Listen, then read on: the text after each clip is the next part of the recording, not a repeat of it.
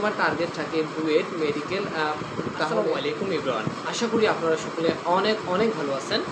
আজকে মেইনলি আমরা যে টপিকটি নিয়ে আলোচনা করব সেটি হচ্ছে এইচএসসি 24 সালের যে অটোপাস বা ম্যাপিং হবে, এখন তাদের করণীয় কি। সো এখন থেকে হচ্ছে তোমরা যারা হচ্ছে বিভিন্ন জায়গা হচ্ছে অ্যাডমিশন দিবা, এখানে হচ্ছে দুই শ্রেণীর লোক থাকবে। একটা হচ্ছে যে সাপোর্ট করবে, যে হচ্ছে যারা হচ্ছে বিগত দিনের বা এসএসসি এক্সামে একটু খারাপ ছিল, তার জন্য হয়তো বা সে অনেক মন খারাপ করবে।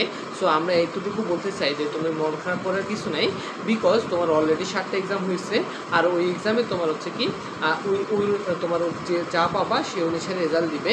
এবং যে বাকি 3টা এক্সাম অর্থাৎ বায়োলজি এবং হচ্ছে হায়ার ম্যাথ উইথ হচ্ছে কেমিস্ট্রি, এই 3টা এক্সামে হচ্ছে তোমার কী করতে হবে ভাই বলো তো, তোমার হচ্ছে মেনলি হচ্ছে ম্যাপিং করা হবে।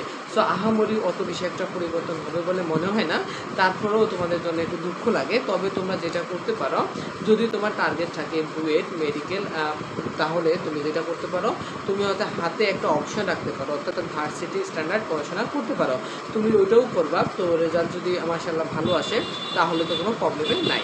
অ্যান্ড দেন সেকেন্ডলি যাদের হচ্ছে রেজাল্ট ভালো, তাদের তো আশা করি কোনো সমস্যা নেই, তোমরা হচ্ছে তোমাদের টার্গেট অনুসারে পড়াশোনা করো, আশা করি তোমরা তোমার কাঙ্ক্ষিত সফলতায় পৌঁছাতে পারবা। তোমাদের জন্য অনেক অনেক শুভকামনা রইল। আজকে পর্যন্তই, আসসালামু আলাইকুম।